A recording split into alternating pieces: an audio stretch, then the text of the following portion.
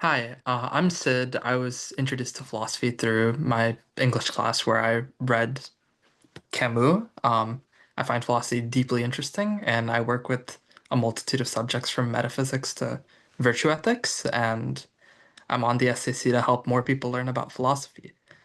Justin, do you want to go next? Sure, my name is Justin. I was first introduced into philosophy in eighth grade, starting with some Immanuel Kant. And from then on, I've done a lot with nominal philosophy and some ancient Greek philosophy. Luciano, you want to go next? Sure. Thank you so much, Justin. My name is Luciano Felzane. I was first introduced to philosophy in around high school, but my dad has been using the Socratic method to challenge me my entire life. So I've enjoyed having that experience growing up. I've really enjoyed studying at St. John's College in Maryland as the way that I initially really started enjoying and understanding philosophy at a deeper level. And I'm excited to work with the Student Advisory Council at PLATO to helping other students learn more about philosophy and the powers that it can bring. Matthew, do you want to go next? Yeah, so my name is Matthew. I'm a senior. I was introduced to philosophy through my school's required sophomore semester ethics course, and I had heard all the upperclassmen talking about this course, and they said that it was boring and a slog. And I took the course and I fell in love with philosophy, not specifically ethics, but it did pique my interest. And since then, I've continued to study philosophy alongside my teacher. Uh, Miller, would you like to go next? It's Sarthak left, I think. All right. Thank you, Sid. I'm Sarthak. I've been a member of the SAC for a little more than a year now. But I'd say the first introduction for me to philosophy was probably the Philosophy Olympiad.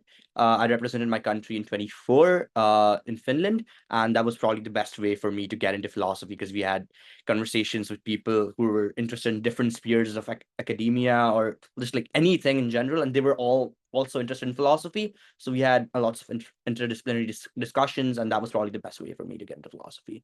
I'm mostly involved in philosophy of science and also Indian epistemology. So that's my major interest. All right. I think that's almost everyone from the SAC. So we can go. Yeah, thank you so much. So Luciano, would you like to talk a bit about the importance of civil dialogue? Yes, thank you so much, Sid. So today we're here to talk about civil dialogue and the importance that it plays in citizenship, as well as a couple of other issues.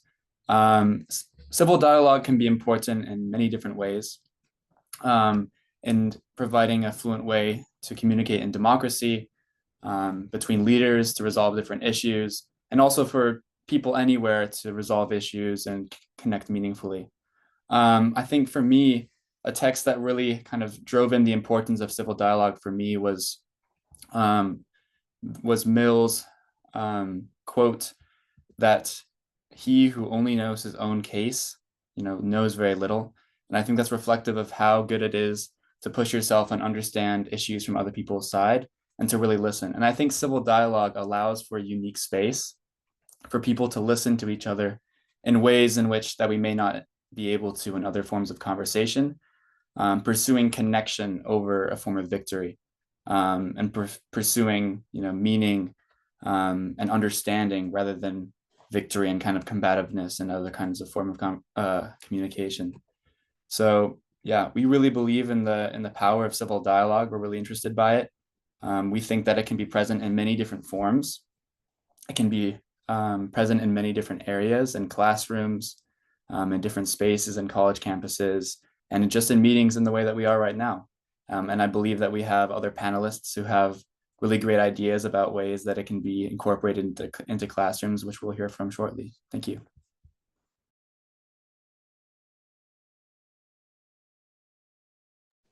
Sarthak, is there anything you'd like to add on about its importance? All right. Yeah, I totally agree with what Luciano has told all of us. But I just like to add another aspect to it. I think of civil dialogue obviously as not just polite conversation, but if you refer to the intellectual virtues and the virtue ethics theories, is more of a perfect example of intellectual humility in action. So it's not just about lowering the stakes of disagreement or whenever you are having a clash. It's more about raising the standards of how we disagree. It's more, I think it has a great tie into philosophy of debate as well, understanding civil dialogue in like it's all of its glory in that sense. So in that sense, I would say civil dialogue would transform debate into what you can call like co-discovery, how essentially all of science works. Because there is a sphere of academia where all of scientists contribute to each other works. They have civil dialogue, they have debate, which adds on to more of all of their works, right? It's a space between certainty and silence where people are open enough to learn, but they're also committed enough to like not just give up their stance if they feel the other person is too empowering, overpowering, or so on. So I think that's another aspect I just wanted to add to Luciano's stance, but I overall agree with his idea as well. Yeah. So Matthew, do you have anything to add to that? If you go ahead. Yeah, to segue into what challenges might be apparent in civil dialogue, I want to refer to Jean-Jacques Rousseau. Now, I'm more seasoned with post-structuralist philosophy, but I think Rousseau is particularly apt for this topic because Rousseau, more so than a lot of other political thinkers of his time, think of Hobbes or Locke, Rousseau really, really believed in the good of people. He said that people were naturally compassionate and that we did actually want a common good, and that the turmoil we may see in modern day society or even his time with wars and class inequality wasn't due to a kind of fundamental malice, right, in people, right? Because that's what Hobbes said, and Rousseau is arguing against that. I think in this time we see a lot of political polarization. Rousseau really reminds us that we are at our base compassionate people and we do want the best. But the hiccup here, and Rousseau is keen to note this, is that due to the variety of interests through, class divide, racial identities, genders, that what any given citizen may want at a given time, even if they are acting in compassion, might not serve others, right? So Rousseau concerned himself with figuring out democratic procedures such that the government could enact the general will of the people so that no people were excluded, right, or discriminated against, which I think is particularly important in this time because we see a lot of hateful rhetoric being spread, right? But it seems that Rousseau is reminding us that we are compassionate and that if we can find a way to bridge the gap between our interests and remind ourselves that at the end we do want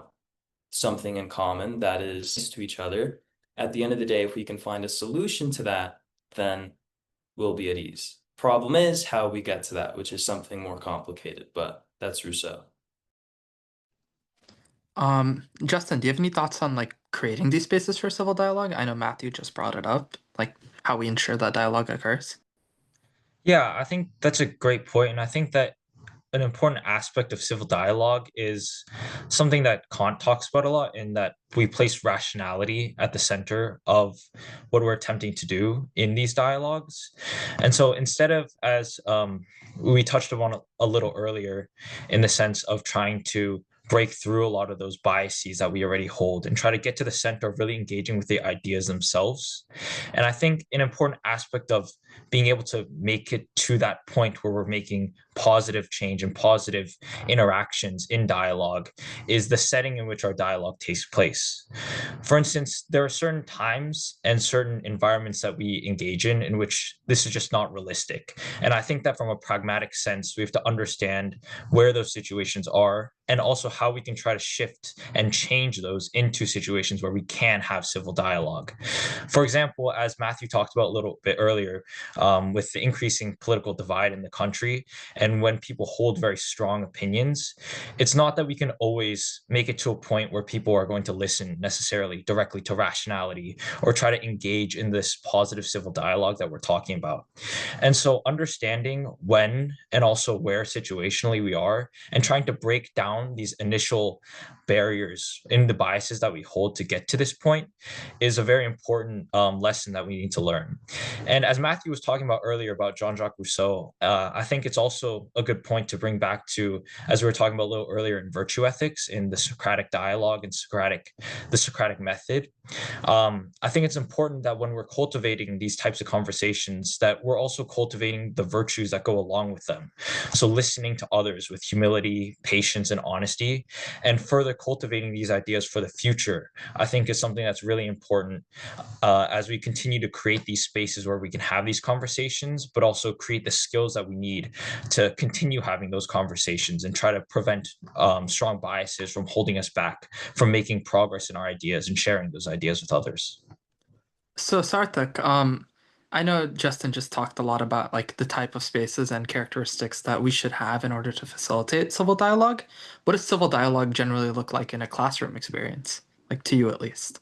Right, right. So I think the best example for this would have been like a philosophy class, but although I haven't like had formal education in philosophy, I've been lucky to have a bunch of great science teachers who are always open to like bringing philosophical questions into class, right? As if like what counts as truth in science or whether progress is actually good or something like that, something along those lines. So in those classrooms, but I would say the civil dialogue often looks like just curiosity instead of like straight up confrontation and quizzing in that sense. It's like asking, it's like rephrasing of questions essentially. It's like asking, can you explain what you mean by certain phrasing of your words instead of like assuming that the person already knows along those lines. It's about challenging ideas and not like challenging people openly, right? It's about I think it's a Friedman metaphor, the marketplace of ideas, the allegory maybe. I don't think it's an allegory, but the idea of a marketplace of ideas where all ideas are openly questioned, regardless of the people who put them up. Like people have equal footing. That's I think one of the most important prerequisites for having good civil dialogue in a classroom. That the people standing doesn't really matter. The teacher and the students are sort of on equal footing, right?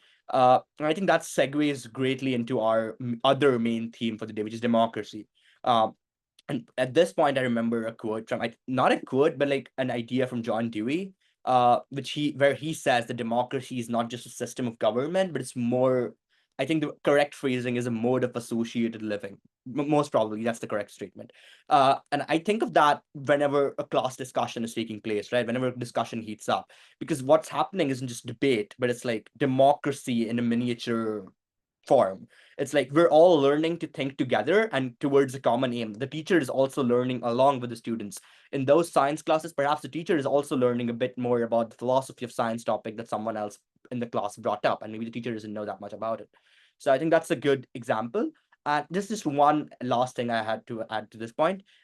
Along these two key terms, which we were talking about till now, civil dialogue and also democracy on the other hand, I think a third term, which sort of fits in very well here, is a term I heard this year at the Philosophy Olympiad, because the theme was conviviality. It was a very new word for me, but I think the word carries a lot of weight here, especially here in our discussion, because the word conviviality, as the philosopher Ivan Illich brings it up, is that it means the art of living together.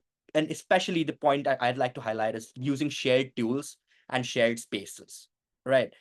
In a way that keeps everyone on an equal footing. That is exactly what we're talking about here. That's the idea of having civil dialogue where everyone is everyone's ideas are essentially heard equally. So I think that's a good word to frame our ideas around. And in some sense, we could say civil dialogue is a kind of convivial practice that is like a keystone for democracy, something along those lines. So yeah, if anyone has anything to add to that, you can go ahead. Yeah, I really agree with that, Sarthak, especially with the earlier importance you placed on disagreement and being open to other perspectives and wanting to, really make sure other people's points are being clarified so that you don't jump to conclusions. Because it nearly reminds me of Hegel's cycle kind of thesis, antithesis, and synthesis. essentially arguing that, someone in a field of science or an academic presents a thesis, right? A conclusion or a theory, and eventually someone comes along and opposes it, right? They have evidence and they say that they're proving the opposite. And in the end, we've seen this countless times in history, and what in Hegel says will occur, indefinitely. We see at the end that these two ideas kind of multiply against each other, and we can take the best of the two of them, synthesize them, and then make a new thesis, and the cycle continues. And I think this importance of a disagreement is something really valuable and underappreciated today. I think we place a lot of emphasis on finding common ground, and that absolutely is an appropriate way to approach civil dialogue. But at the same time, I think that there is still a lot of value and difference, right? Because in the distance or tension between those ideas lies, according to Hegel at least, and I also believe this, between that distance or between that tension lies a greater, maybe more advanced truth or theory or conclusion.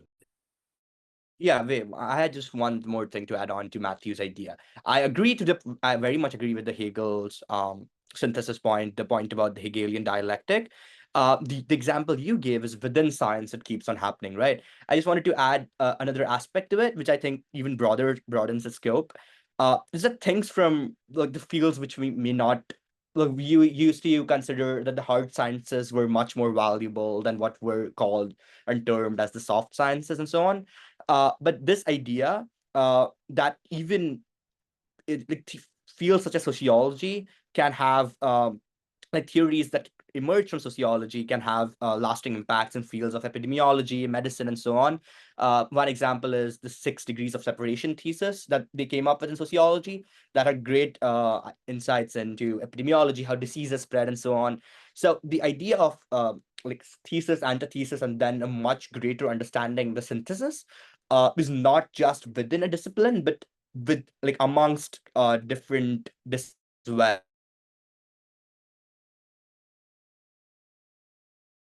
Of right now is how the earlier economic models of behavioral economics, how modeling how firms make decisions actually emerged from ethology, the study of animal behavior and how animals interact with each other.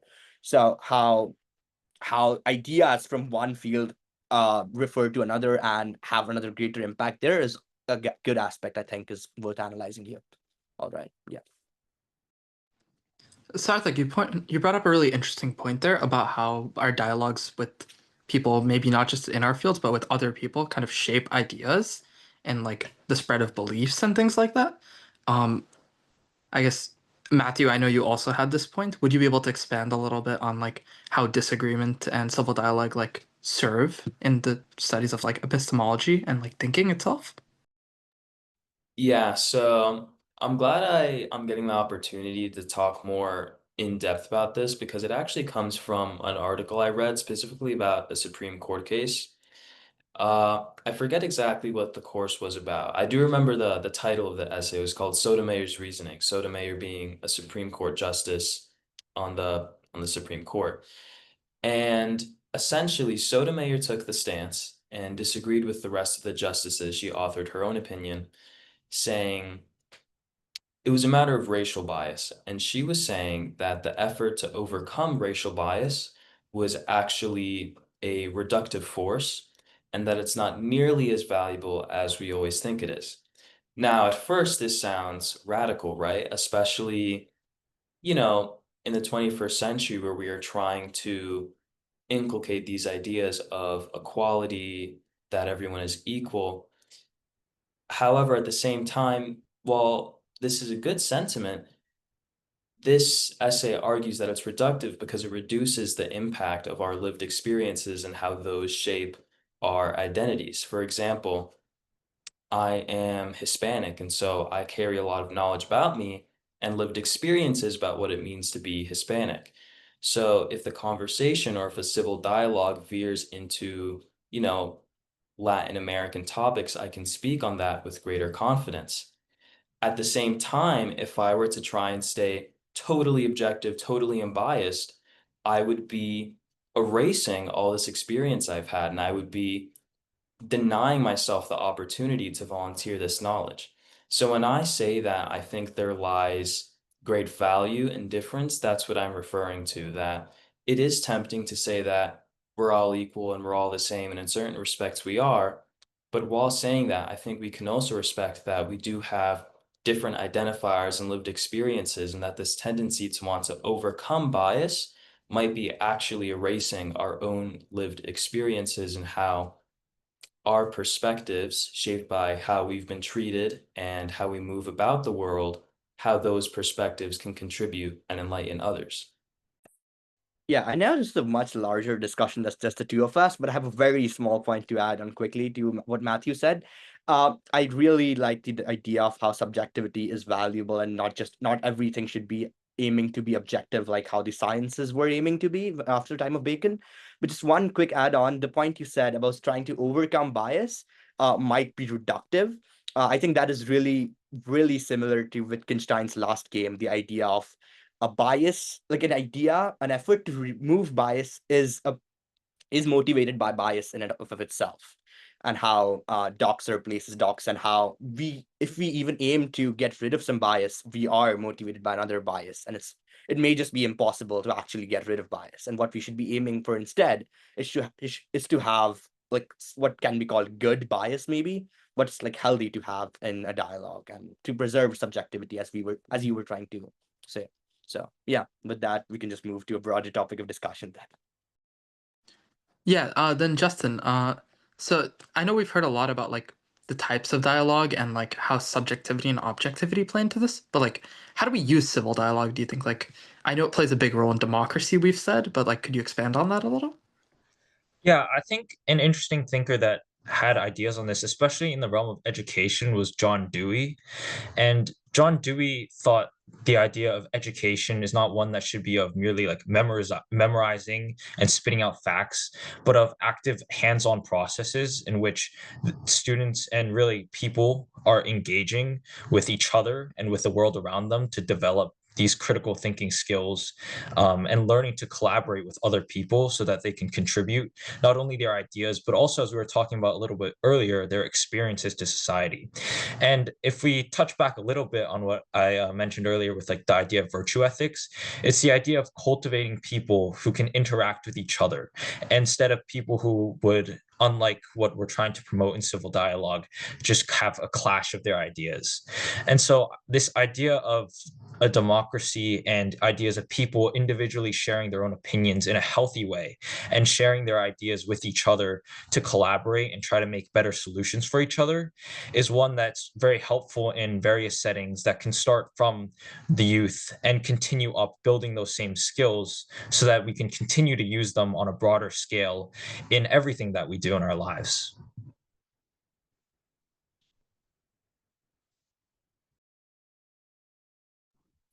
Oh, thank you so much, Justin. So Luciano, I know you talked about like the importance of it originally. How do you think that like education like develops because of civil dialogue? I know Sarthak, you also had some ideas on this, so feel free to jump in. Yeah, I think that's a really interesting question. Something that originally struck me from what Justin originally said was this idea of rationality in speaking about civil dialogue. And I think that's something that civil dialogue does well in the classroom and also just generally is allowing our appeal to emotion occasionally dissipate from our field of conversation. And while this isn't always necessary for a productive conversation, I think that sometimes in resisting demagoguery, which is a type of conversation that is kind of prevalent in today's conversation around citizenship. I think it's interesting how we can work towards a more objective or kind of direct truth through our own individual experiences if we try and limit our own appeals to emotion, which then can be influenced by demagoguery. So I think that idea of rationality created by a civil dialogue, which can also be created in the classroom, I think is a really interesting idea. And I think an aspect of civil dialogue that may not be as noticed as much as in other fields. So I think that's a really good question. And I'd be really interested to hear what other people have to think about this issue. Yeah, I really like Luciano's approach and the larger idea as well. I think another thinker we can also refer to here. He's not totally relevant, but I think his ideas do make a lot of sense here. Paulo Freire, in I think mostly only in the pedagogy of the oppressed, he criticizes this version of education. What we're discussing here is obviously how civil dialogue shapes education, right, and how it makes it better. So Paul Freire, he criticizes this banking model of education where he's essentially saying where teachers simply give information, like they deposit information into students, essentially how you do with the bank. That is the analogy. That's where the analogy comes from. He argues that this model reinforces hierarchy, passivity, old historic models of thinking, hierarchies of thinking, and all of that, rather than actually fostering understanding and understanding in such a way as the students then think that they have something to change in the world, that they can actually have an impact on the world, right? If we're just giving them information, we're making them feel as if they're not actually a part of the world and of itself, and they're perceivers who are observing this objectively, trying to be objective, suppressing their internal subjectivity, as we had already discussed why that's valuable. So he really criticizes this banking model of education. I believe that what we're sort of arguing for here, civil dialogue, is like a shift away from this banking model in and of itself. And the Freire's model that he proposes is the dialogical model, dialogue, like a model which focuses on dialogue, right? And civil dialogue, what we are talking about here, is a really clear stance in support of Freire's understanding of how education should be. So I think that's another interesting idea to take here. Yeah. Thank you so much, Sarthak. So Luciana, I know we talked about this a little just right now.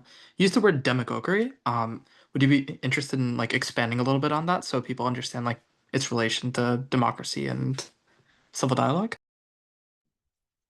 Yeah, demagoguery, I think, at its core is, and I think Sid, you actually had some thoughts about this, so I'd be really interested after I try to explain it to hear your own thoughts about that. But essentially using an appeal to emotion to kind of use it as a form of rhetoric for one's own dialogue. And I think this can be particularly harmful in multiple areas of thought, because I think as humans, we have a lot of different thoughts. And I think that, you know, being in a space that's not always, you know, going to handle them in a way that's helpful can be harmful. And I think that's important to allow for productive, I'm not sure how to quite say this, but productive challenging to lead towards a more productive democracy. Sid, I'd really be interested to hear your thoughts on demagoguery. I remember we had that previous conversation about it. What are your thoughts about that? Yeah, I think you presented some really interesting ideas about how in democracy it does function.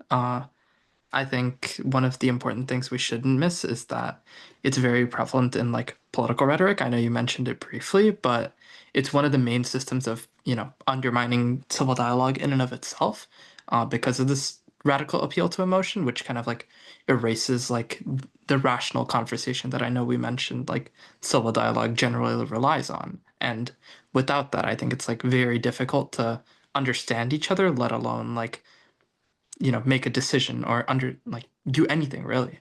I know Sarthak, you also had some ideas on this. Yeah. So this is really one of my major top themes of interest because I wrote a paper on this for the Olympiad back in 24. But the main thing I think one of the best things to understand in the context of demagoguery is its historical context. The word comes from demagogues, which in ancient Greece used to be these political actors, which sort of sought to gain political power, gain political office by means of sort of, in some sense, you can be sure that they're fooling or radicalizing the people. Radicalizing is a much better word in this context. Radicalization is essentially all that demagogues bank on. They sort of make the people, a very common tactic is making the minority, like facing them against the minority, like a very small section of this population. You sort of point them out and you blame all the problems. These are like common themes. Obviously, there are different types of demagogues, but you essentially point out that all the flaws in the current economic system, all the reasons that things aren't going well, is because of these minority of people, right? Then you gain the support of the majority, and then you can sort of gain the majority support. But this is really harmful, and you can just see that in principle it's harmful because of the Kantian principle of humanity and universalizability. If you were to like universalize this, like if each group one by one were to be made a minority and then people were to be pinned off against them, it doesn't make sense in principle, right? The entire argument and the entire way demagogues function in principle is flawed. And in practice as well, it has often led us to people and forms of non-democracy we wouldn't really appreciate. Hitler is a good example, and things like that. So it's really one of the best ways. I think a lot of thinkers, a lot of old philosophers from the Middle Ages also focus on the aspect that we have to be wary of these demagogues, and we have to be able to like sort of anticipate demagoguery and how it's being done to sort of found it out, to sort of like basically uh, spot these demagogues and then stop them in their tracks by critical examination. Then the entire Socratic idea comes. The examination is important and all of that. But yeah, I just handed off to Justin. So all right, you could go again. Yeah, and I think an important aspect to understand when we've been talking about this term demagoguery and its appeal to emotions is that it's not merely just something more like David Hume's idea of centrality of emotional response, but more of simplifying complex problems and bypassing this rationality that we've been mentioning to undermine the legitimacy of democratic institutions and democratic discourse. And so I think an important aspect in understanding demagoguery is that it really tries to deepen polarization by merely simplifying these ideas and scapegoating different groups to dissolve different social trusts in this safe space that we're trying to create with civil discourse in ways that just promise quick fixes, like as Sarthak was talking about in the example of Hitler. He's talking about where he's appealing to the German ideal that they're in such great severe debt and in severe historical period where they're suffering so much that he appeals to this idea of quickly fixing all of their issues in these solutions, appealing directly to emotion. But in reality, what that's doing is oversimplifying their problems and creating an issue that's really hindering democracy, as made clear in that example. And so I think it's a very important aspect to understand when we're throwing around this term and throwing around the idea of appealing to emotions, that it's not that civil discourse is merely trying to erase your natural emotional responses, but that it's trying to promote discourse in a manner that is democratic, in which we're talking and engaging with each other in our ideas rather than trying to erase and oversimplify these issues where people have their various and very important opinions on them.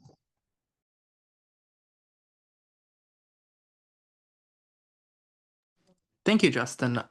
So I noticed you made a very interesting point that contrasts with what we said earlier about subjectivity and lived experience. Would you be able to talk to us a little bit, Sarthak, Luciano, whoever feels comfortable, on like how can we mitigate our biases so we can engage in civil dialogue? Is this even realistic? Luciana, would you like to go first, or should I take it up? I mean, I can just start off briefly by saying I think, no worries. I think it's important to understand your biases. And I think also one of the hardest things about biases is that many of them we don't understand that we have, which I think can be one of the largest criminalities of biases. And not all biases are inherently wrong. I think there's a lot of natural biases that we hold that kind of work for us to live and think naturally as humans. But I think when going into a conversation, I just think it's important to ground yourself in where you're coming from, what power you hold in the conversation, what influence you may have. And I think in checking demagoguery, I believe, as we've been speaking about, I think it's also important to understand what you also hold in the conversation and in the possible rhetoric that you may be using in creating a productive conversation with another person. So Sarthak, if you wanted to add on, I would love to hear your ideas. The earlier points you made about really understanding your biases, right? And you said it's really harmful. It's one of the most harmful things possible. That if you do not admit that you have biases, you just go in thinking you're completely objective, even though you obviously do have biases. I think that's very similar to like the knowledge effect. The more you know about. Like the more you know, the less confident you are in your own self. But it's more about actually truly understanding your biases. Because in the demagogue example, again, if we go back to that, if we jump back to that example, uh, I think a certain sets of biases make you more likely to fall prey to the ideas of where the demagogue comes from and the ideas they try to sort of sell you on. A lot of your biases are based off of the context, your background, your intellectual background, family background, and so on. The demagogues are targeting the majority of people, so they're targeting the biases that the majority of people have, so that they fall prey to a certain set of fallacy that the demagogue is trying to make the people commit. What the demagogue intentionally wants is for the people to mistake the demagogue and his policies for what is a true solution to the problems that are there, which it isn't. He wants the people to commit with what the technical term would be a fallacy of substitution of concepts. Essentially, he wants people to think of himself as something he is not, in simple words, right? And a certain sets of biases, if the people are perhaps actually biased towards the minority, against the minority that the demagogue is targeting, they're more easy to actually fall prey to what the demagogue is trying to sell them on. And it's very essential in this example, especially to actually know if you're biased to certain groups of people. There are certain tests you can actually take to, like, this is like a actual thing you can do. You can take the tests that exist. I'm not exactly sure. I think it's implicit association test, IAT. Some tests designed by lots of people, lots of very smart people, about how they let you essentially identify your own biases in decently objective way, so that once you are aware of your biases, then you can actually fix them. Very similar to how once you are aware of the fallacies you may commit, you are less likely to commit them. So that's the point I was trying to make. Back to anyone who has anything to add or so on. Matthew, I know earlier you brought up the point about identity. Um, sorry, just one second. Let me clear my throat. So I know you said that we can't really like share equality and differences, and like, why can't we? Can we not hold like equality and differences in identity at the same time? Like, is identity so divisive that we can't like find a middle ground? Like, can we not have both things at once? Yeah, that's a really good question. And I also think it's a really nuanced question because it's something we tend to stray away from, to acknowledge that people are different and bring different experiences to the table. It's very tempting to say that we are all equal. And as I said earlier, we are. But to reiterate, when we overlook, right, or when we don't volunteer these parts of our identity or our lived experiences, we miss other people not getting the full picture, right, which is an injustice to them. I liked your earlier question about overcoming bias and if it's even possible, and I want to piggyback off Luciano and Sarthak's response to that and ask why is it appealing, a rhetorical question, why is it appealing to overcome bias at all?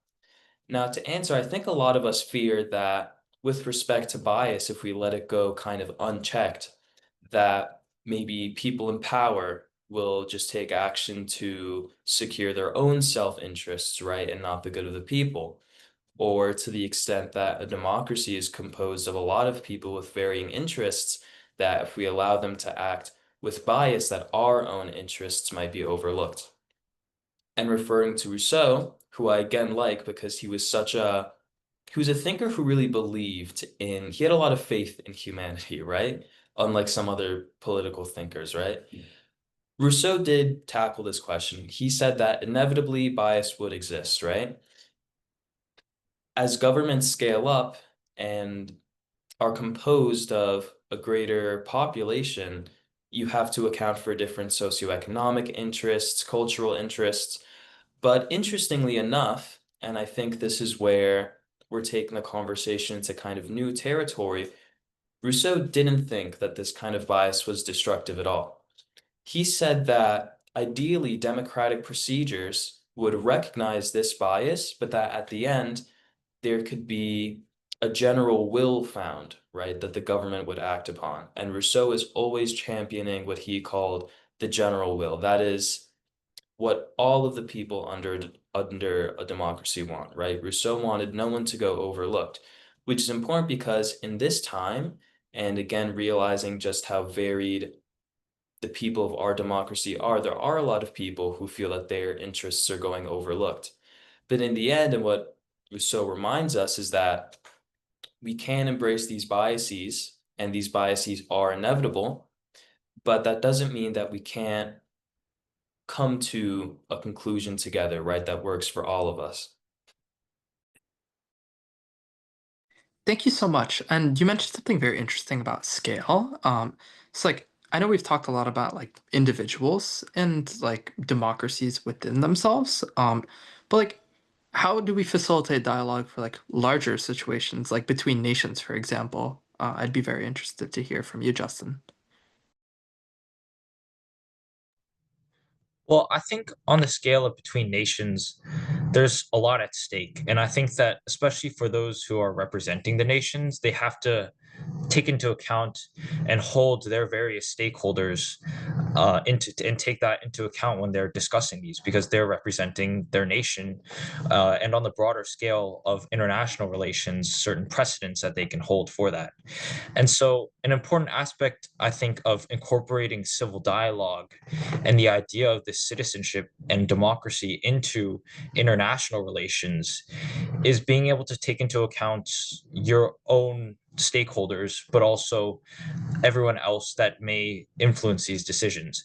And so to be able to take that into account, and especially from a philosophical perspective, this is a very difficult task to undergo, because a lot of different ideas will prioritize different aspects of this idea. And especially as a single person who's trying to act in the best interest of entire nations, that becomes quite a difficult task to perform, especially whenever you're trying to interact with other nations in regards of economy or in military sense. And so I would also be interested to hear from other people how they think those people who are representing their nation with high stakes are to make decisions that could impact lives, and how their ideals, potentially philosophically, but also just their ideals as a person, should necessarily reflect that fact, or how they're to deliberate between these different solutions that are posed, which could result in very different results in the way that they take their actions, and also very different results for those who are affected by their decisions. Thank you, Justin. Just to reframe what you said a little, to make it a little bit more concise, I think the idea was that you can always correct me if I'm wrong, but how do we look at like what these representatives of a democracy want versus like the general will, and like how do we make sure that whether like those things are in alignment or not, how do we take decisive action off of that? Is that correct? Yeah, and I think also, because realistically, it's not always that we can necessarily act for the betterment of everyone, but how we're supposed to take into account, I guess, as many people as we can without, uh, I guess, losing out on too many people, in the necessary sacrifices that you have to make, and how we decide who is sacrificed in that sense, because we can't always, I guess, benefit everyone.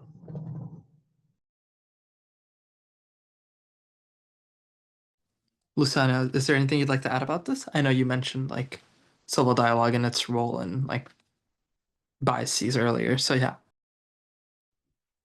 I know. I think it's just, I appreciate that, Sid, and I appreciate your point, Justin. I think it's interesting when we speak about kind of uniting as a nation, or as a different country, to kind of pursue our own interests, because I feel like a lot of different philosophies, at least that I've interacted with, kind of speak how a true virtue is kind of acting selfishly. And I think it's interesting how when we're in these geopolitical situations, you're kind of forced into you're forced into a space where you need to act selfishly, or not selfishly, but if you are a representative of a nation, you need to pursue what's best for your nation, generally in a political climate. And I think that's interesting, ethically, how you kind of resolve that when there's multiple different issues at hand, right? Like, are you, in the pursuit of everyone in the world, or are you just in the pursuit of your nation, if you're going to work, towards the most virtuous path possible? And I think that's when the role of citizenship and ethics, for me, at least for me, intersect. When does the duty the people that you are, committed to, intersect with the duty of yourself to kind of work towards the benefit of all people? I mean, are your ethics only aligned to those in which you have proximity to, or is it extended to everyone out there? I'm curious to hear you guys' opinions.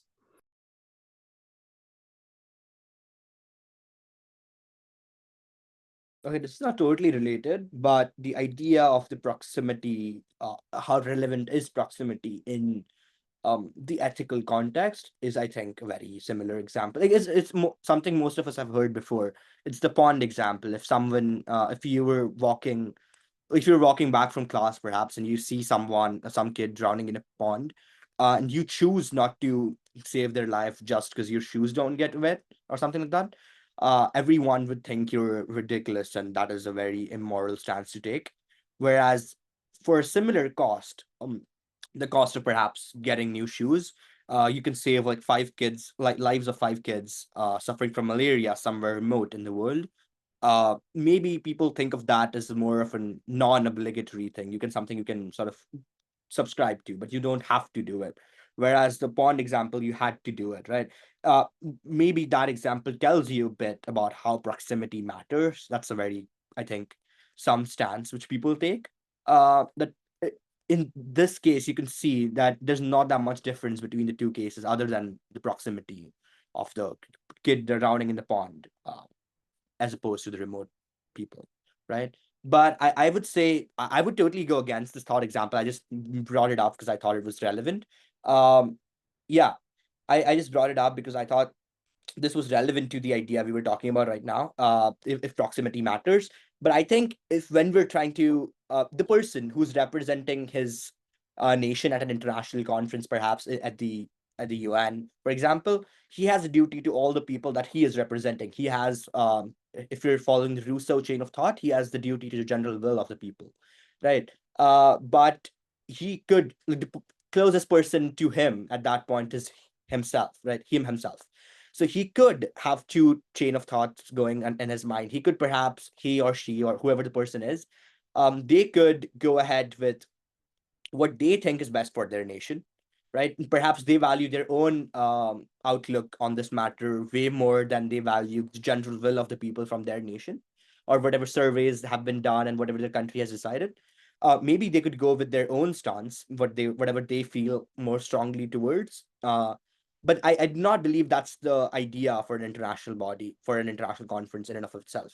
The idea is for the people to represent their entire nations, people to represent the voices of their nations, and so they must trade true to that purpose and that ethics. That will be what their ethics is judged by and what their moral code supports to. So yeah, that's just my stance. It's to sort of just phrase it better. The proximity probably shouldn't matter, is what I'm trying to argue. Yeah. Thank you, Sarthak. I think we've brought up some really interesting questions about like how civil dialogue interacts with other things and how it kind of shapes these different spheres, whether it be international relations, education, or even like general decision making and agreement. But I don't think we've really agreed on a definition of like civil dialogue. What does it like really look like if we had to like idealize it? What do you think, Justin? Well, I think civil dialogue, and if we put it in a example that I think is relatable to, at least that I've seen in my own school setting, is something of what we call Socratic seminars. And I think that this model is commonly used across various school systems, in which we all sit around and discuss issues or matters, or whether it be academic matters or regarding to other issues within our school, but a sphere in which we can all interact in a way where we all, number one, are not forced to, but we all are listening to an individual's ideas one at a time, in which we can really interact with what each person has to say about a matter. And I think this is important in civil dialogue as a duty, of that sphere, is to understand and hear from every person's different perspectives on the matter, which is what we talked about earlier as well, with the importance of everyone's individual ideas in creating the system of democracy. And I think that outside of this setting, there are many different factors that get added into play. But I think in this idealized setting, we can see and we can maybe hear other people's ideas about how we can apply this idealized version to some more complicated matters, as we talked about earlier, with maybe international relations, but then maybe how this idealized setting gets shifted into different as we practically apply it as it changes, or how I guess it shouldn't change necessarily as it is moved into the sphere of real life, in which there are many other factors in play and duties, as we talked about a little bit earlier. So Justin, just to reframe that a little, so you're saying that there's certain practical barriers that we can't really overcome, even though we might have this idealized civil dialogue. Why do you think that is? Well, I think, as we talked about in the previous example of international relations, as someone representing their country, there are a lot of different philosophical ideas that mention the idea of duty, right? Sarthak was talking about the idea of proximity and how that may potentially affect or not affect one's duty. But I think in that role, they have a duty in the position that they take of representing their country to the people, whether it be in the Locke idea that they of social contract and the government ensuring their safety, or the Rousseau idea of general will, or maybe a Kantian idea of duty in the position that they hold. But regardless, they have certain duties to in the position that they hold, which may not necessarily which may influence their decisions to not necessarily represent everyone in the idealized sphere of a civil dialogue, where they have certain duties and responsibilities to certain people that they would not necessarily hold outside of that environment that they would be in. And with this could potentially lead to different ethical decisions that they would make. And so, for example, even something as trying to, in their duty to their people of their country, create a more beneficial economic policy. If you take a greater, I guess, moral calculus and elaborating potentially on what you could be doing, is you could be harming people in those countries by exacerbating labor or doing other things in which you may not necessarily want from a civil liberties perspective to do that to them, but because of your duty in your position that you hold, which creates greater obligations, you might not hold that same necessarily ethical decisions to try to connect that. And so I think the issue that at hand is really connecting the idealized version of civil discourse into real life, where we hold these different responsibilities. And so I would love to hear from other people on how they think that applies, or I guess should change or not, depending on real life applications. I have something to add. We when we talk about the proximity thing again, I think this has become like a small subtopic we're discussing right now. But we shouldn't really judge it alone in the context, isolated in the context of either utilitarianism or Kantian deontology. I don't think those are that's perhaps the best fit framework to discuss here, because the proximity example in and of itself sort of implies that there is a change in context, right? That maybe right now there's a different context for the people who are close to you, there's a different context for the people who are not so close to you. There are different ethical systems which emerge which address this context difference, and they give you not see, right, deontology gives you more or less a very rigid set of instructions on what you should do, what is ethical most of the time. So does utilitarianism. You must do what brings the maximum amount of good to the maximum amount of people. But there are context specific ethical models. Dharma is one example, like Indian philosophy. I'm not that well versed in it, so I won't try to phrase like or some things. But the idea is that everyone's dharma or their duty isn't the same, right? A person's duty changes with the context. Earlier times, this was used for like essentially whatever your duty was. If you were a warrior, your duty is different. Whatever if you were someone else, your duty is different. If you're a king, this is sort of related to the Leviathan idea a bit. If Machiavelli a bit, perhaps. If you're a king, your duty is just to rule so as to preserve the nation's interests, and it doesn't really matter what your duty you have to the people, and so on. So duty would, in this context, shift depending on the context. So I think this is another aspect to look at the proximity thing from. And just one additional aspect to the thought experiment we had earlier. The person who is at the UN, perhaps representing a country, should their stance change if they're given like a bit of new information, which the people back in their country or the government back in their country, which had given like told them to go into the UN with a certain stance, is not aware of. Maybe some new situation has just broken out. Maybe there's some war or there's the pandemic or something like that. Some very important new information, which the general will of the people is unaware of. But this person there, he or she knows about it.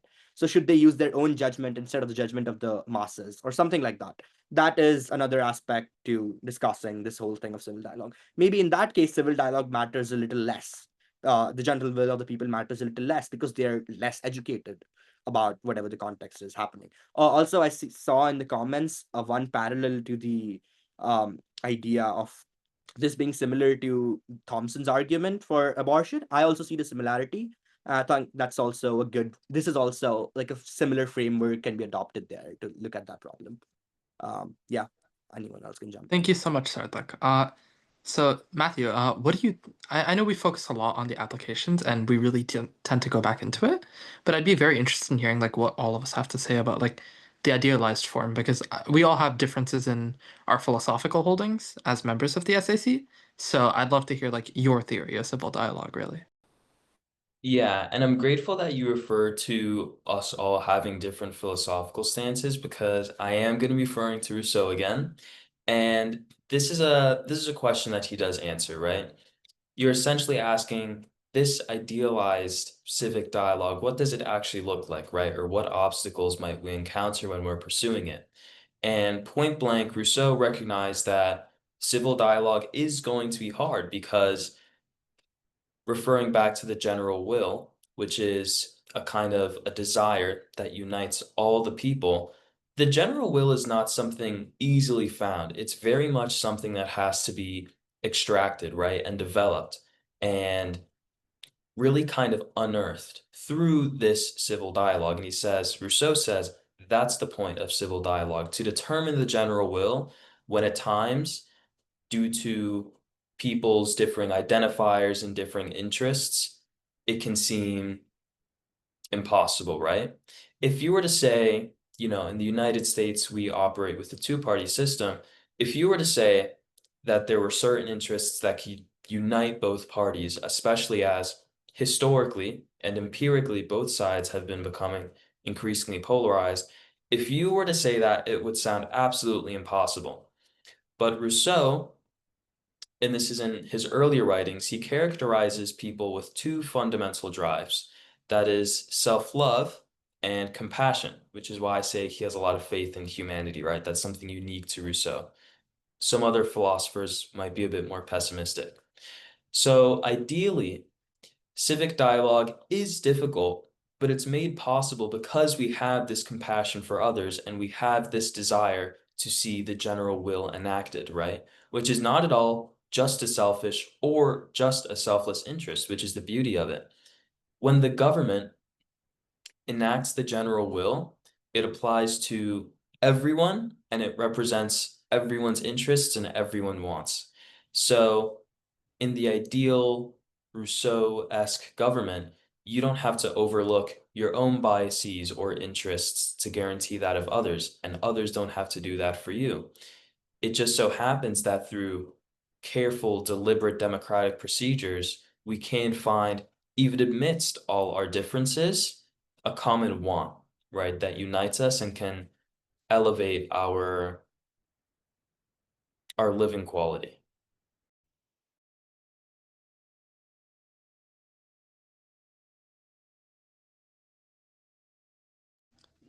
Yeah, thank you. That was very interesting. And I think, yeah, Russo has a lot of things to say about various topics, and he does kind of frame it through this understanding of the general will. Um, so I know I mentioned that I'd be very interested in hearing everyone's thoughts on this matter. Luciano, would you like to explain a little bit about civil dialogue? At least what you think it should look like? Yeah, absolutely. I mean, for me, civil dialogue, what I think at its core and what I think it should come out of is curiosity and the seeking of understanding. And I think that doesn't always have to come in the kind of polite form. And I think Sarthak explained that well earlier. I really appreciate that because he was emphasizing that, it's not always about abstaining from things that are uncomfortable, but pushing the boundaries to really understand the core meaning. And I think civil dialogue at its core should seek to understand the other point of view. I think a lot of time in dialogue, we can keep talking to each other, but we don't really understand, and I don't think we really listen as much as we should within dialogue. So I think the core purpose of civil dialogue for me in principle is the mutual effort on both parties to understand the other person in the form of a resolution. And I believe that in a lot of different topics, the better understanding of each other through asking questions, through the Socratic method, of asking questions and then deeper questions. I think you can get to the core root of different disagreements, which then can lead to core values. And I think that can lead to a deeper path to the kind of common will, or if I'm summarizing that right, which Matthew was talking about. Yeah, and I actually had a question for Matthew regarding difference. I think it's really interesting to kind of talk about difference and how we should accept our inner own biases. And I thought you raised that point really well. I'm just curious, in practice, I think it's kind of easy to think about it in a theoretical level, but I'm just curious because there are many different examples where two parties may have very kind of strongly rooted differing opinions. How do we resolve that through civil dialogue? Maybe one party is interested in using fair tactics, but what if the other one is, kind of resorting to, information that maybe is unverified, or, areas that may not be fully, in the ways that we would want them to be. I'm curious for your thoughts. And then Justin as well. Yeah, so just to clarify, right, so that I'm answering, precisely, the essence of your question is asking how, in the concrete, right, rather than the abstract, differing parties can embrace difference rather than reject it, right, which is what I had been saying earlier. Yeah, I think so. And also just understanding the differences that may not always be as cohesive along the way. But yeah, in short. Yeah, so what I'm referring to when I mean differences are specifically identifiers, right? And our interests, right, are influenced by our identifiers, right? For example, race, gender, sexual orientation, socioeconomic status. These identifiers contribute to our bias. But why is that? Well, it's that these identifiers provide us with lived experiences of certain situations and events that no one else can firsthand witness, right? Unless they're me, which is obviously not the case, right? The importance of embracing difference is that when we volunteer these lived experiences to the table, and I like, Luciano, that you're putting emphasis on the concrete, right? Because it's, this is a concrete conversation. When we volunteer these lived experiences, we are providing something literally concrete, right? If I could share a story about an encounter with an encounter with discrimination, right, or a personal injustice against me, that puts things into context on the concrete level, when for some other things, these issues might be more abstract, right? And we do see that in our current political climate, right?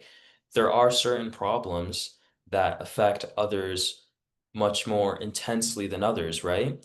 And by embracing this difference, we're able to bridge that gap between, okay, you've experienced this, but I've never experienced it, so I can't even begin to comprehend that.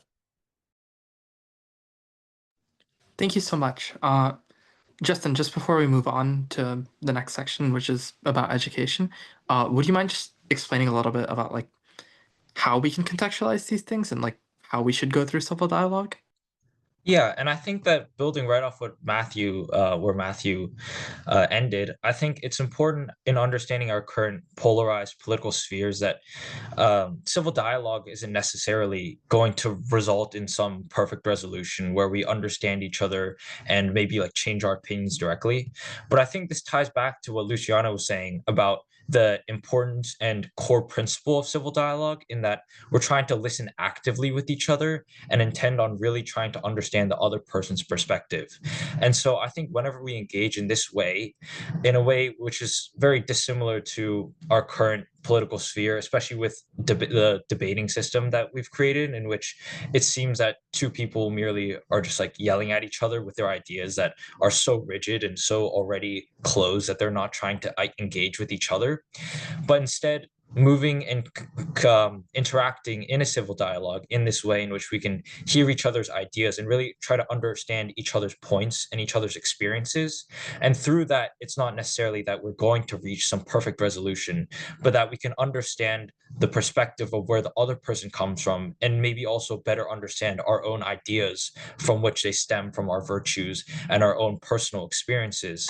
And I think that this is the important aspect of civil discourse and civil dialogue that creates the system in which we're understanding and hearing from various perspectives, not to necessarily change our own, but to improve our own sphere of knowledge.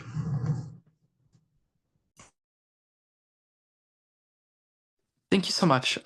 So I know you talked a lot about like how we can improve on things. I think education is one very interesting use of civil dialogue, and I know I kind of phrased the part that we were going into this. Sarthak, would you be able to tell me a little bit about how we could incorporate civil dialogue into a school environment and like what that would look like? Yep. I think there's a lot of theoretical ideas here, but I think maybe I'll start with a concrete example first. A good example, I think, to discuss the two topics we had discussed right now, as of Justin was talking about how it's very important to sort of think how the other person is thinking and how where understanding where the other person comes from. That's like one key aspect. The empathy aspect, essentially. That aspect, and the other part we had the discussion about scale and having it at an international level between countries is a valuable part. So I think for both of these things, giving students, fellow students, like making them experience this firsthand, uh, one of the best tools for this is probably MUNs, like Model United Nations.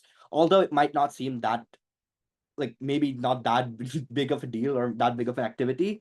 A lot of people do it throughout middle school, but I think it sort of really helps people because you're sort of forced into a stance even without maybe having a stance to begin with.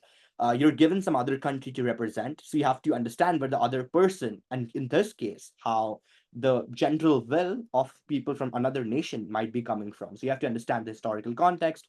You have to do a good bit of research, and then sort of put yourself in that context and be able to still talk about it. So the first aspect it fulfills really well. Then the scale part of it, right? If you're representing a certain group of people, how true do you stay to the historical context, historical stance so far, or how much of it do you think that your own stance matter much more? Again, the same thing about proximity. You sort of make your own decisions there. It sort of subjects people to these first-hand discussions, which I think is a really good example. So that will be the major concrete example I'm giving for having civil dialogue incorporated into a high school environment. The other thing is sort of vague, as to we had already discussed, giving more questions, doing more questions in such a way as to not sort of challenge the person, but challenge the idea. Right. Again, the very idea of marketplace of ideas and other Friedman. I wouldn't want to say ethics. I think this is um, philosophy of science to some extent, about actually how to think through things and actually arrive at greater knowledge, right? Again, the very idea of thesis, antithesis, and synthesis. So you challenge the students, the ideas that the students have put forth, right? Maybe if it's science class, you incorporate some philosophy of science, because otherwise science might seem very objective, something you can't really put more personality into. You can't debate it that well. Maybe you start discussing thinkers throughout science, right? Francis Bacon or other, when science sort of split between two extremes. There's Feuerbach, who sort of believes that there is no scientific method at all, and there's then Bacon and other people who are like very big proponents of the scientific method as it exists. So you can have discussions on this to incorporate civil dialogue into the classroom again, into subjects which might not seem to be that subjective, right? So it's not just limited to philosophy, to history, to other humanistic subjects, but also to the hardcore science subjects as well. You can still incorporate civil dialogue to some extent there. This one very short segue to something we had discussed earlier. We had discussed the example of proximity, right? And I thought of this example while we were going about in this discussion. I think the electoral college, I do not know that much about the US politics because I did not stay there, but I think this is still a very good example of what we were talking about. The electoral college, as I understand it, was a group of people going, a group of electors going from each state to go to DC and then make the final decisions, right? So the people's vote doesn't really directly elect the government, but it's more about these people who are in between the electors. The idea for such a redundant system, from most sources that I've read, was that earlier times communication wasn't as fast, transport wasn't that fast. So these people, when they would go into the city, into DC from their far off states, far flung states, maybe by that time, some of the environment in DC has changed, right? Maybe there's some very big new disease, some new information which the other people back in their state do not know about.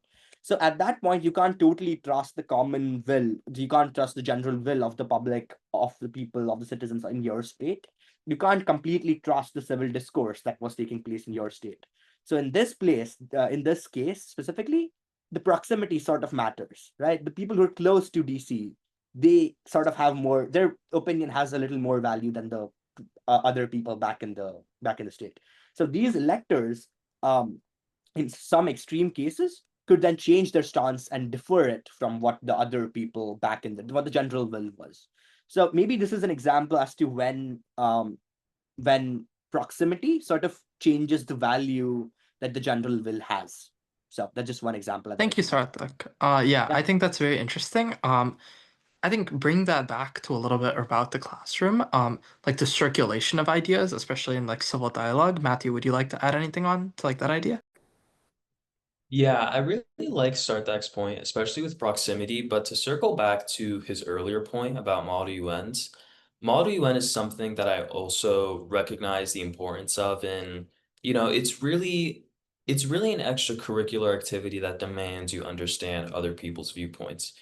And I like this contribution because it frames civic dialogue as something that needs to be practiced, right? And this also aligns with an earlier contribution that someone had mentioned about John Dewey and his stance on education, right? And I do think I agree with this position that civic dialogue is something that needs to be practiced.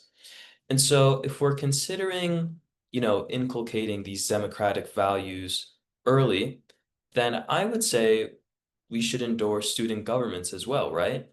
The goal of a student government is to appease the students to represent their interests in a space such as a school where there is a strict hierarchy where it may feel like the students are being overheard, right? Or not seen. And I would argue that's the point of government in the first place, to make sure everyone feels heard and seen. And so student government, at least in schools, seems to be the perfect kind of microcosm or example of democratic functioning. And I like this because it would be difficult, right? Especially if referring back to the general will of the people, right?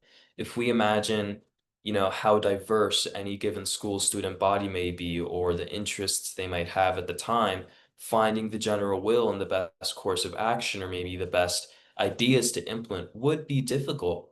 But it would be an exercise in understanding each other and finding the general will, which will later serve us as, civilly engaged citizens, right? So I do like that. I like Sarthak's point that civic dialogue is something that requires practice. And I think however you want to frame it within schools, it is something that should be practiced. The method by which that happens is, you know, up to debate. But I think that is important that we are practicing these skills early on. Thank you so much, Matthew. Justin, I just wanted to ask you, so I know we've been talking a lot about this, like civil dialogue and how it is useful. Do you think there are any circumstances, like especially within schools, that it's not particularly useful or where it's like ineffective? I think this can potentially be the case. As we mentioned earlier, a little bit, we touched on situationally where discourse in this manner might not be productive. And I think especially we have to take into account the environment that we're in and situationally what we're doing in these environments. Because I think the important aspect of civil discourse in this manner is ensuring that everyone is acting in accords with communicative action in which everyone is speaking and engaging with civil discourse as it's intended to be, with the intent to understand each other. And so when that's not the case, or when one party may be doing that or another is not necessarily in the sphere to do that properly, I think that that can create a situation in which civil discourse might not be beneficial. Because if one person is trying to engage, or neither are both being very rigid in their ideas, then there will be no progress that's being made. And that's not truly what civil discourse is about. And so I think ensuring that we're in environments that are safe for everyone to share their ideas, and in which they're not using language as a means to potentially just try to cut down or like control or potentially manipulate others, but instead as a means of trying to reach mutual understanding, that if it's not in those situations, then it might not be best to engage in it at that moment, but then to eventually create the sphere for us to engage in those. And I think it might be nice to hear about how we can potentially create those spheres in the education system for people to engage in productive conversations in this way. Thank you so much, Justin. I actually have a little bit to add on to that myself. I know I haven't spoken much, but so Socrates had this thing he would do whenever he spoke, that he would define a set of terms before he made his argument, and he would make sure that whoever he was speaking with was like in agreement, like what those definitions really meant. And if they weren't, he would kind of argue for them. And I think civil dialogue functions in a very similar way, like you guys have pointed out. There needs to be like some mutual interest in coming to like an agreement or even a discussion, because like I think the mindset you take in civil dialogue is fundamentally what makes it civil or uncivil. For example, I know we talked about demagoguery and how we use like emotions or radical language to like dissuade people from using their like rational faculties. But I think it makes a lot of sense that in cases like that, you're not like interested in finding that middle ground and like positioning yourself in a manner where people can like refute your point or like understand it really. You're just interested in like in the heat of the moment bringing them to like a temporary consensus with you. And like the kind of dialogue I think that like we need to facilitate would be like that dialogue where we agree on certain things and then we try and use that as a basis to agree on things we don't like necessarily see eye to eye on. And I know, Luciano, you also had some thoughts about this previously on how to like create a space for civil dialogue. Would you like to go? Yeah, I think it's a really interesting idea of creating a sphere for civil dialogue. And Justin, I really liked your point about what you said about creating spheres. I sometimes fear that the creating of spheres for civil dialogue may kind of create an environment that school is somehow the only place in which civil dialogue should be done. And I think that can be kind of an easy way to interpret things, that you can only really engage in civil dialogue in a formal classroom, or maybe only when there's a professor present, maybe when there's only someone important present. And I'm just wondering, on a more general level, how can we incorporate civil dialogue not just for something that's limited to a sphere, but something that can kind of branch out of the sphere. Even just thinking about Plato's philosophy in residence programs in different schools or in different areas, I was almost just thinking about like, philosophy in residence or civil dialogue in residence in kind of unconventional places. How does that look like in kind of more radical forms of education, pushing different areas, maybe where civil dialogue isn't as advocated for, maybe perhaps in sports or things like that. I think could be an interesting way forwards. So yeah, just thinking about the development of those kinds of spaces, I think it's absolutely important to incorporate it in school. I'm just curious as to holistically, if we're advocating for civil dialogue generally, how you can make that sustainable on a wider level. And it looks like we have some questions here for the chat.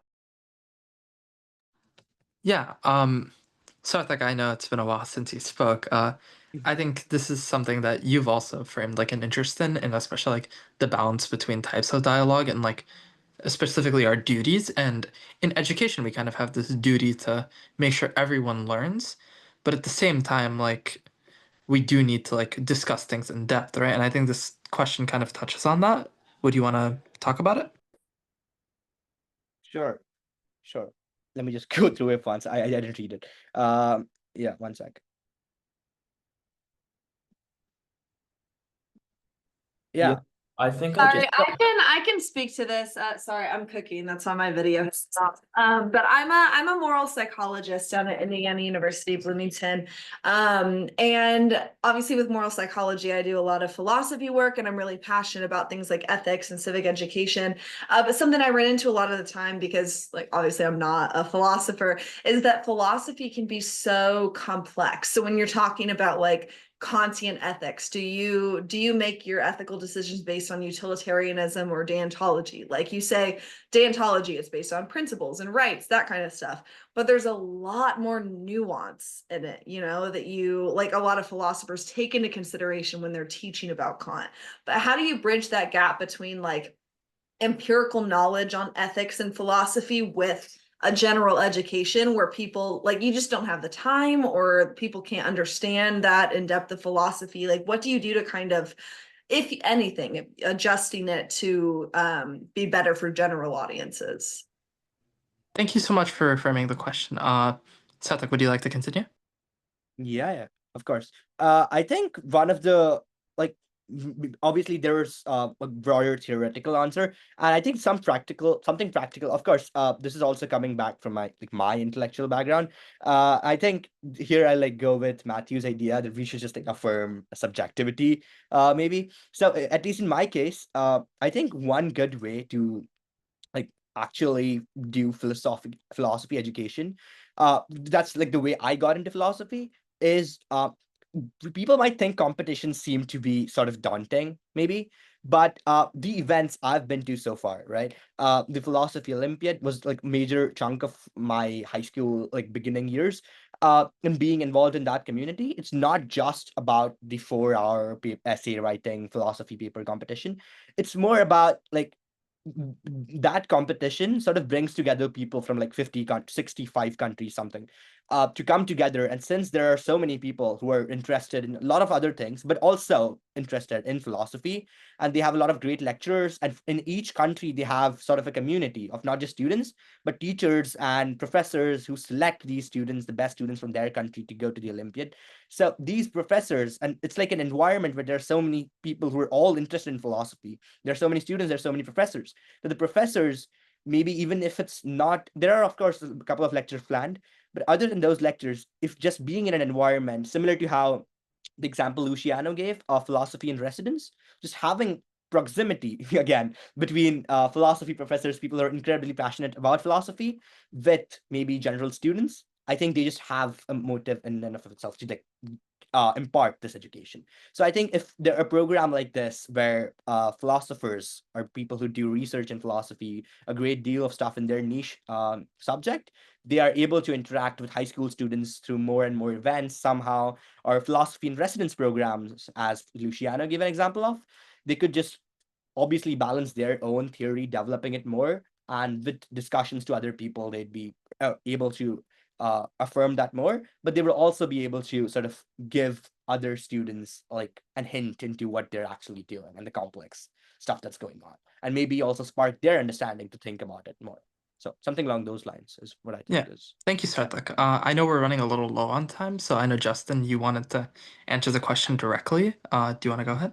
Yeah, I think directly relating back to the question, I think it is true that there are definitely aspects that need to be simplified.